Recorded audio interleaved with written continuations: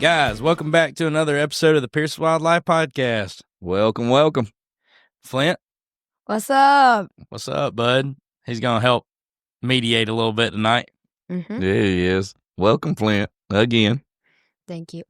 You've had a good summer, buddy? Yeah. You done anything? Yeah, we went to the beach. That was really fun. I mean, I got to hang out with a lot of my friends.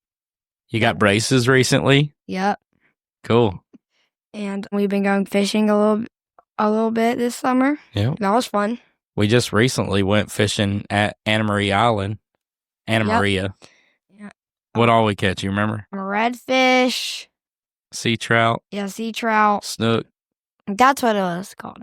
ladyfish. Yep, ladyfish. And wasn't there one more thing? I think that was it. We caught some pretty... Yeah, I thought you might have caught a mackerel, but I don't know that. No, we didn't. Yeah. We was trying to catch some mangrove too, but We just didn't couldn't get on them. Yeah. We caught some pretty big snook. I mean, some Mhm. 3 and 4 and 5 pounders. I mean, Yeah, I you caught know, like a 5-pound snook, didn't I? yeah. Those things don't get real heavy, but they look monstrous. They look Yeah. big. But we caught a bunch of sea trout, and there was the redfish limit was only 2 per boat. We caught 2 of them. I caught both of the redfish. I caught most of the snook and sea trout. I would probably say you did catch a lot of the sea trout because I was trying to help your brother and sister. Yeah, But I wouldn't say you caught the I was the most first catch snook. though. Yeah, you There were you for go. sure. Get it, Flint? I think Mom probably caught a lot of snook. Oh yeah, she definitely probably caught the most. That was fun though. That whole trip was just a really good time. I'm glad y'all had a good time. It wasn't but about a week, I guess. Yeah, felt like 2 days. Yeah, about a week ago. Vacations do go by fast. Yeah, for sure. Mhm, Mhm. Definitely. They had everything on that island was so good to eat. I mean, yeah. everything. We didn't have a bad meal there. No, it was so That's good. got to be my favorite I had part like about a- going on those vacations. I had getting like that a- seafood. I know, for real. I had a burger almost every restaurant we went to though. You Were did eat a lot of burgers. Were they different? Yeah, they were different, but they were really good. Okay. So, Flint, you got a little shout out to do here. Okay, so shout out to Gracie. Yeah. All right, Goes Gracie. to school with you. Yep, and she's been listening to every single podcast. She has Yeah, listened to every podcast. Thank you, Gracie. Thank you, Gracie, for listening. She's listened to every episode. Even That's on really road awesome. trips. That is Yep. really awesome. It was cool. Yeah. Man, this felt great today. Oh, what a day. Yeah. Man. Did it not give you the chill in the bone a little bit to make you want to go sit in a deer stand? Right. Oh, I am I man. cannot wait to get back in a deer stand. Oh, I know it. I'm ready to. We had deer walking all around the backyard out here today on the cabin. I woke up and walked out on the back porch, and one just standing there less than 10 foot from the porch, just eating on the shrubs, and just looks up at me, and it didn't care. Yeah. Bo was standing right beside me. Normally, Bo go running off the porch and run them off, but today, it's like a chill day for everybody. Yeah. I looked out in the chicken pen. The chickens were still perched on, sitting out there just hanging out. Yeah. So it's like a good hangout day.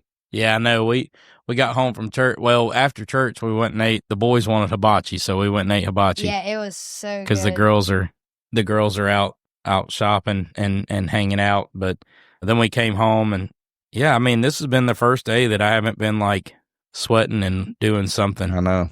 Mm-hmm. I mean, it's been miserable. But what is it? 70 degrees outside. Yeah, it's Oh. nice. It's That crazy. sounds Really nice. Yeah, considering what yesterday was like 85, and then the day before was like 93. Right. So, probably going to see some people getting sick after this day. Yeah, I know. Probably. It's already been going around. There's that little cough deal that people's been getting in a fever. We've been seeing that a pretty good bit here recently, but we haven't gotten it. I wonder if it's bronchitis. I don't Nobody know. got time for that. Anybody got time for it? Well, a couple weeks ago, I got sick with something. Yeah.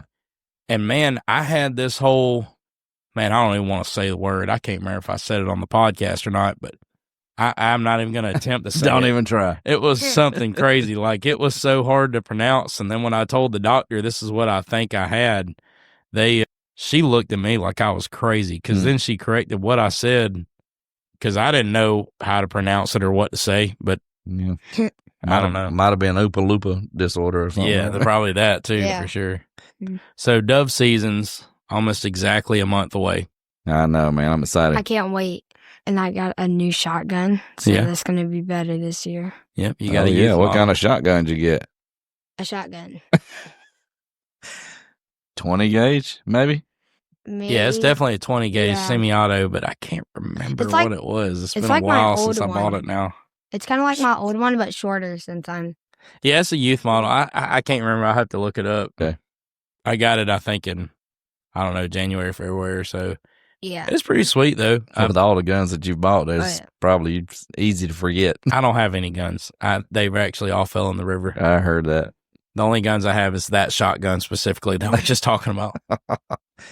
Yeah, it's coming up, though. I mean, the other day I was sitting out there, I guess it was about 7:15. I was just kind of watching some birds, and dude, when I tell you, I probably counted 60, but not including like what was in the field, or because like these birds that were not landing on the lines or flying in, like they were getting on the ground. So like there were a ton of birds. Yeah.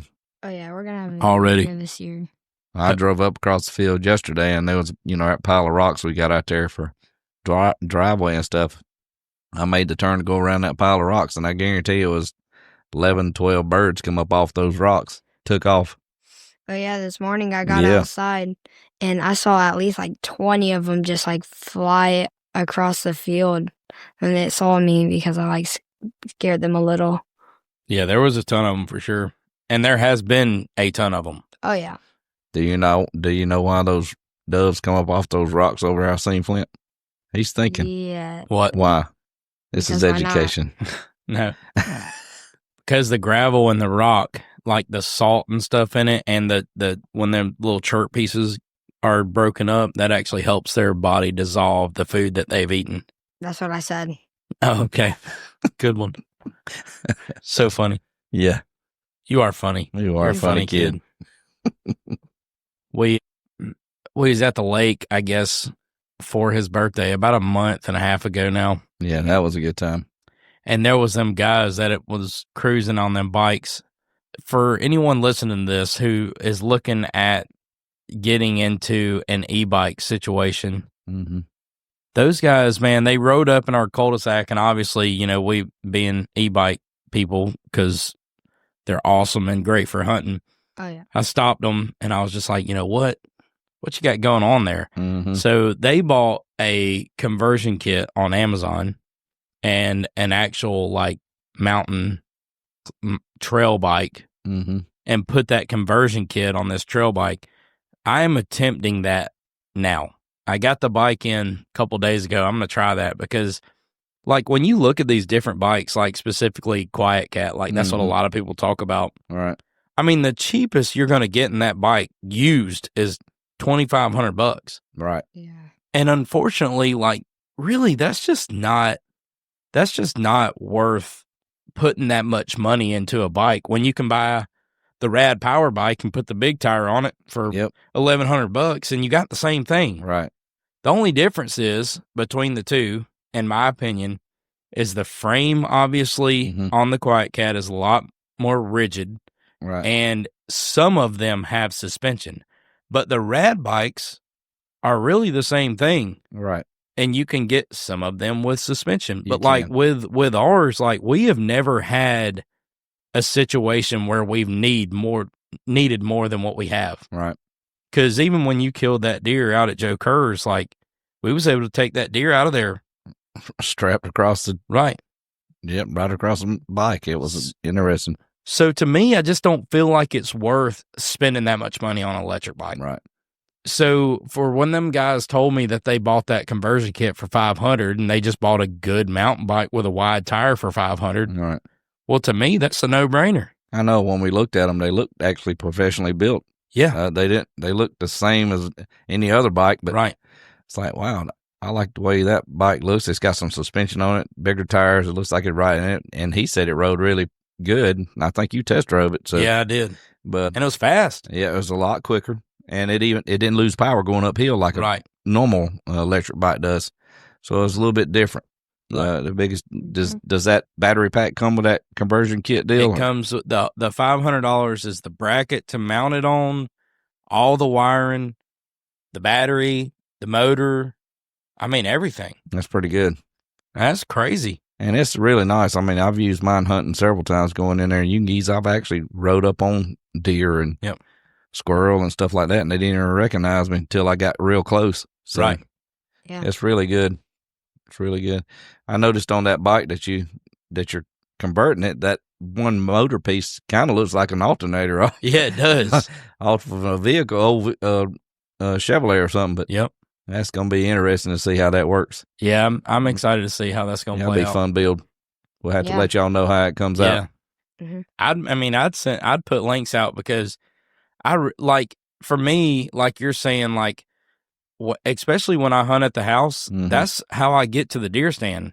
I mean, unless it's freezing outside or if I'm going to hunt the black stand, because the black stand doesn't really matter because you can park behind it. Right.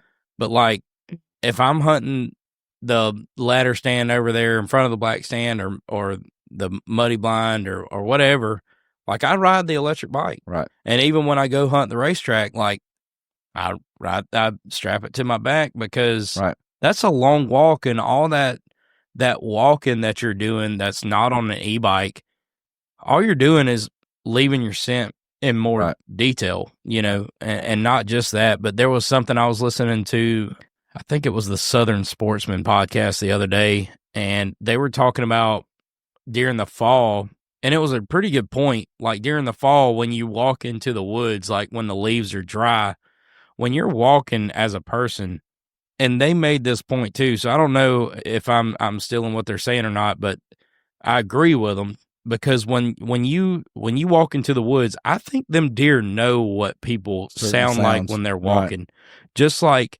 they probably know what a squirrel sounds like or what another deer sounds like, because we generally have an idea. Like we can tell a very big difference between a person walking in the woods or an animal. Right. Now, sometimes, obviously, and everyone's done it, sitting in a deer stand and been listening for a big buck. That's right. And they hear a squirrel, and it's like, oh, there's the big one. Right. But it sounds so similar. Right. And so I guess what I'm getting at is that e-bike situation also eliminates during the dry season, in the fall, of you sounding like a human. Right. So I don't know. I guess what I'm getting at is I do think the e-bike has been beneficial to my hunting and has also helped me be a little more successful. I think so too. For sure. Yeah, because and you can lay it down. It doesn't stand out like driving a Ranger back there or a truck. Because, sometimes, some people don't really worry about that. But, I like to be as stealthy as I can. Right. And if I just feel like if an animal comes down through there and sees it, they're going to be a little more weary because they're like already like watching it. Right.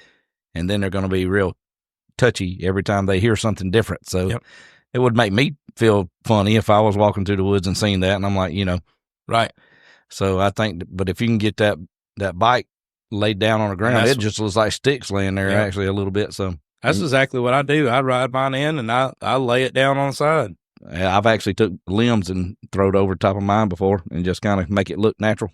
The only thing that I've noticed when I take my bike in and out of the woods, other than like a Ranger, and especially like, and I'm sure other people do this, I'm not the only person, but I generally bow hunt. Right. But I do generally take a rifle just in case, because most of the places that I'm hunting, especially if I was hunting one of my target deer, like if it was to show up on the other side of one of the fields or halfway even to the other side of the field and it was on a beeline chasing a deer or just not even studying my food plot or the corn, like I'm not taking that shot with a bow, but you might only get one or two opportunities for you to see your target buck. Right. And so I guess what I'm saying is like once you put your book bag on, like last year, I remember specifically having my book bag on my front of my back, my bow to my back of my back, and then my gun on my handlebars. And it was just like, this is a little obnoxious. Right. As opposed to driving your Ranger in and you got your bow laying on your front seat. And right. I don't know. It just, it's funny because back in the day, you're riding these four-wheelers. Yep. You got your one rifle and the gun boot. That's it. And you got your little bitty pack. Like, you didn't even take a book bag back in those No, days. it was as small as you could get because you're climbing small ladders. And I don't know about you. And have no spot to put all that I didn't stuff. even use binoculars till I was 25, 30, somewhere around that age, because I used my gun as the... I didn't even really use binoculars either. I don't know. I guess I was one of those hunters that just trying to be the best I can with what I got. You know what I'm saying? But I don't really know. Well, and I got to clarify too. Of course, binoculars were a lot more expensive back in the day. And right. And I want to fix what I'm saying. Like, if I was hunting a situation where I was using my rifle, because I've bow hunted since I was 14, and I've even killed my first deer with a bow when I think I was 15. But my point in saying that is, when I was rifle hunting, right, I didn't take a pair of binoculars. No, you used your scope. Right. You looked through the rifle. Yep. And that's how you kind of did it. You just pull up, you seen something, you'd ease the rifle up and look at it. But you was always worried that something might be standing close by and see you. So you really just, binoculars are definitely a better way to go. You just kind of ease them up to your eyes from your chest. And, and technology is a lot better. It's so funny because I remember keeping my gun always pointed up on that shooting arm, ready to go. And that way, all I had to do was just lift that buttstock up a little bit, look through it, and then just set it right back down. That's right. You know what I'm saying? Yeah, because you knew about where they were going to be. Sometimes they'd surprise you, but you worked and learned that area. That's what you did.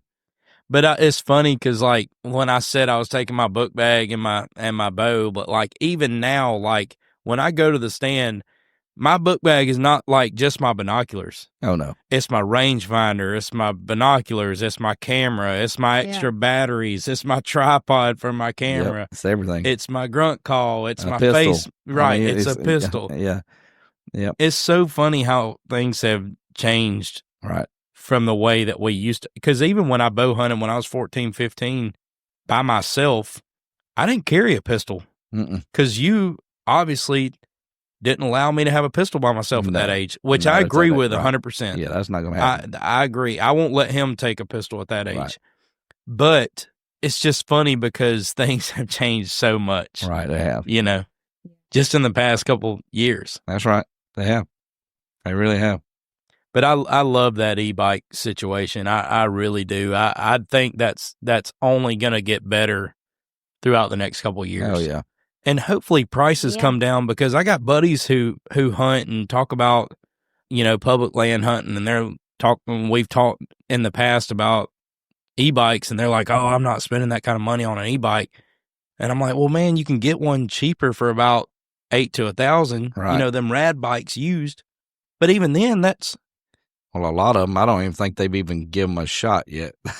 Right. If they ever ride one, yep, you're willing to spend a little more money for it.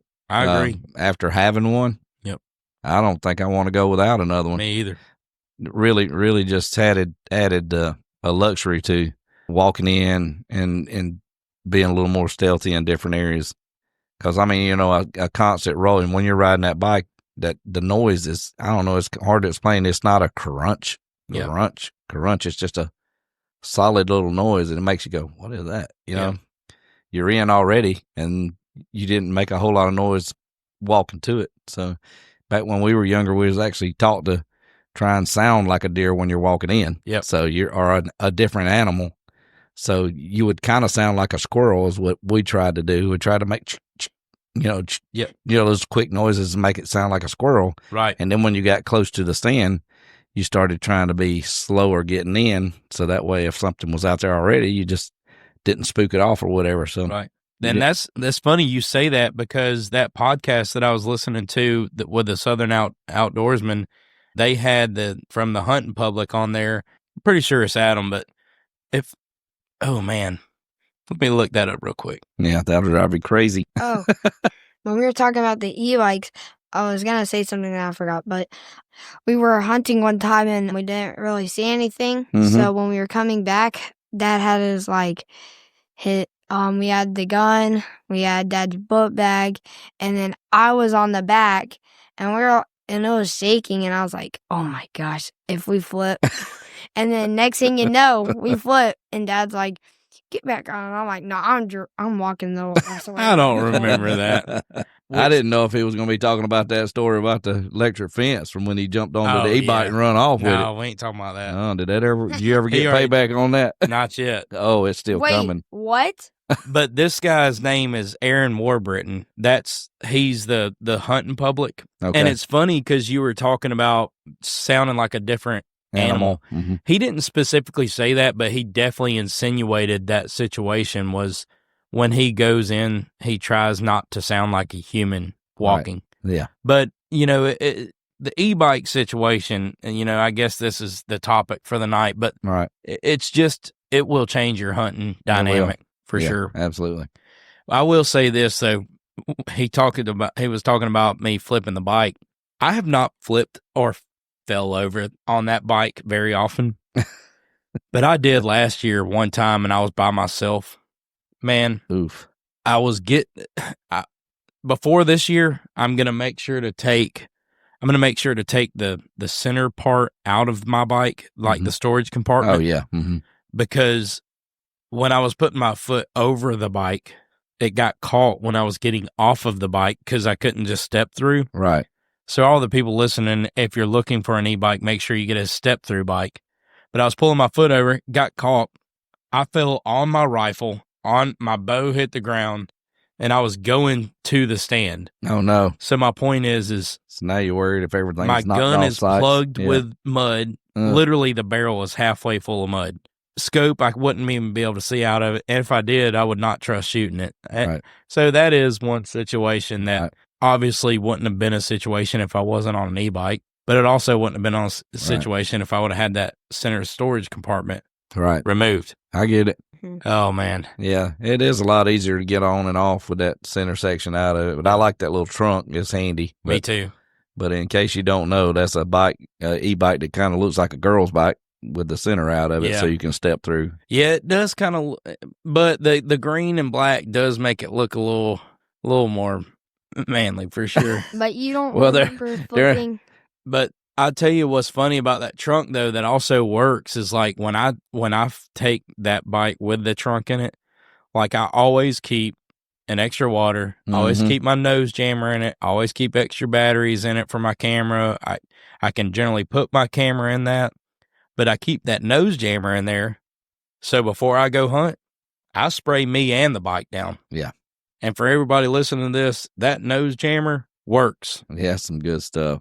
And it's not like a works to where like they can't smell you. Like when you spray that on your body, if you've never tried this, you're going to be like, there's no way. I mean, dude, it smells like cookies to me. Right. I'm like, okay, well, maybe I'll just start taking cookies in. Right. I'm sitting there thinking maybe I'm just going to make me a French vanilla coffee. I mean, so funny. You spray that all over, but I remember specifically I hunted a terrible wind last year in the black stand, but I was hunting the ladder because I wanted to shoot one more doe with my bow before the end of the year. The wind was terrible, but I was like, I got to go, and I'm going to use the nose jammer. Man, I doused myself in that nose jammer, and deer were all in there. Now, they kept looking in my direction like with their nose up in the air. But they couldn't figure out. But they didn't have a clue, and they did not care. Yeah, I think it sticks up to whatever its name is, nose jammer. So I think it just messes them up a little bit. Yeah.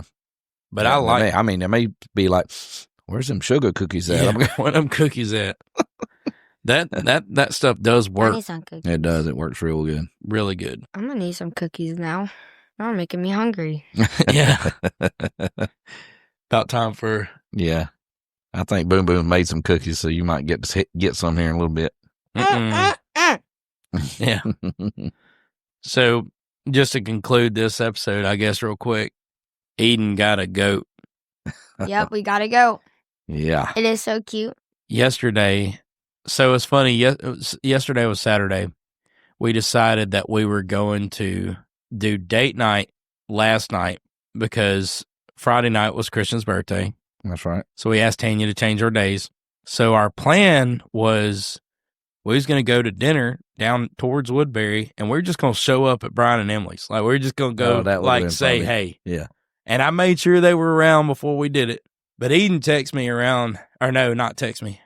I'm out. I don't remember what I was. Oh, I was working on them noodles. I was putting them noodles together. Mm-hmm. And Eden comes out there. She says, hey, I got to go pick something up. Well, me, not really, just whatever, I guess. I was like, okay, that's fine. Go, see you in a little bit. I got kids.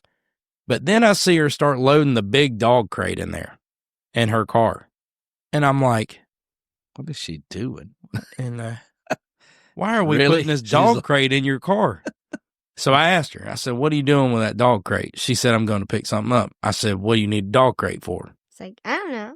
I'm just going to get something. And I'm like, well, just understand, if I don't approve of this and it is edible, it will be eaten. Like, not like that. We're not keeping something that I don't approve of. So she gets back. There's a goat in the car. So then here's the situation. Yep. What time did I call you? Was it 6 o'clock? Yeah, about 6 o'clock. So she gets back with this goat at 6 o'clock. I'm pretty much done. Like, I was going to finish up these 3 or 4 noodles. All I had to do was hook 2 or 3 of them. Maybe 3 or 4, like I said. Yeah. But I was done. I mean, after that, I was going in the house and pretty much chilling out for the rest of the day. I've been going all day. She gets home with this goat. We ain't got nowhere to put it. As soon as it gets out. So then I call Dad, and I'm like, yeah, come on. We got stuff to do. So change of plans. Yeah. Your old daughter-in-law. Yeah, it wasn't quite what you said. Yeah, well, that's where I'm leaving it tonight. Your daughter-in-law. Your daughter-in-law just got a goat. Just got a goat. And we ain't got nowhere to put it. And we got to build a pen. So okay. We decided to go grab a piece of pizza and then go to Tractor Supply. Oh. We got some T-post, and we threw up that pen pretty quick. By the time we got home, it was about 9 o'clock, and we had about 100 square foot. Yeah. About 100 square foot little pen threw up in about an hour. Yeah. Just someplace for that thing to stay overnight. We might have to do some more later, but it's rained all day today. We have to find make a little better pen. At first, we were going to put in this other pen. Wait, 100 square foot? That's not right. What is it? How do you put in 100 foot of fence? Yeah, but so 25, is it 25 times 25 is how you do that? 25 foot times 25. Yeah, something. I think that's how you do it. Yeah, I don't remember how big it is, but it's probably about 20 foot wide by pretty close to 20 feet. It's probably 20 by 20. Oh, so 625 square feet. Okay, so it's something, it's not bad, but like, what did we need a goat for? I don't know, but she just loved it though. She was so happy to have that goat, and that little thing was following her all around, and she's, oh, it's so cute, and she's buying it some treats, and I mean, whatever makes Mama happy, that's all I ever know. I got bug bites and itches all up and down my legs and arms right now. Well, I'm cut on my hand and don't even know how I did it. I did get a couple of chiggers, so I appreciate it, Eden. Yeah, appreciate it. Well, it's funny. I walked inside from shutting up the shop and everything after you had left, and I said, all right, I'm going to go shower. Now, mind everybody, this was last night, Saturday night. It was raining. Mm-hmm. I walked inside. My shoulders from here down's wet.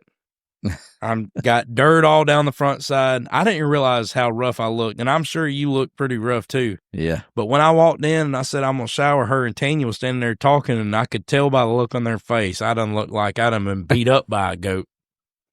You probably smelled like a goat. Yeah, I probably smelled like a goat too. At first, we put it in this other pen. Yeah, we put it in so we have a duck pen that we were using for some ducks for a little while. Yeah, and then... But we found out where the ducks went. Yeah, we thought it got like a coyote got in there. Well, no, we didn't think coyote. I assumed a fox because there was no feathers, no residue. Yeah. And they were gone. And that's how fox do. They just take it and run. Yeah. Not without a trace. Yeah. But there was no trace. So I kept thinking, man, they just had to get out. Well, long story short, we found a big old hole in that duck coop. And did you find a big hole in it? Yeah. Okay. And I bet it's like probably a fox probably got it. No, them ducks just walked out. No, I bet one got. They might be on that pond over there behind your house. If I'm gonna call. I'm gonna call him Monday probably. But we put her in there, and we go out there, and we're like, "Wait, where's the goat at?" And then we look over, and we're like, "Oh, it's right there. It's like by the shop, and it's like probably like 20 feet away from it, eating the grass." No, it wasn't. It was not just eating the grass. You know what else it was eating? It was eating the grass. I'm not going to correct you. Corn? It was eating the powder from the corn out of my dang feeder on my Ranger. Licking the... That thing was clean as a whistle when I walked out of the back. Well, that's Yeah, the way and then goats we are. put They'll it- clean it up. Man, I'm telling you. And then we put it back in there like one more time, and we're like, all right, she probably just got out. And then And we were going to Tractor Supply at this point. We got home, she was Right. not in it again. yeah, and we were like, Really? bro, what is it? So And I assumed, I opened the garage, back of the Ranger, licking that dang thing again. She liked that corn. Yeah, Well, you know how to keep her around. right. And then my mom was like, oh, I don't know what's happening. And then she went over there, and it's like a whole, like, I don't know. It was big. Yeah. Like, it could definitely get out. Yeah, for sure. It, I like, think- pushed it open, and my mom was like, oh, there's a hole in here. Yeah. And we were like, I think yeah. they got a lot of the same kind of habits that a deer does And then anyway. he said, Yeah. oh, yep, now we know how the ducks got out. That's funny. You might want to get you a couple of more goats. Maybe get you a chocolate one and a brown one. Yeah. Yeah. That way you can have you some s'mores since Yeah. his name's Marshmallow. You're right. Oh, yeah. Yeah, we need to have one, call it chocolate, one on Marsh and Graham cracker. Graham cracker. And then if we get one that's like all like white, black, and brown, Moors. Yeah. Well, all right, guys, we're going to have to cut this one off. That one went really quick. It Yeah. did go quick. That was Yeah. fun. We appreciate you guys listening. Don't forget to like, Absolutely. share, follow, Thank comment. you so much. Yep. Yep. Comment if I need to be in more videos. Yeah. Or podcast. Well, guys, don't forget, if it makes you shake, don't wait, don't hesitate. Shoot that thing.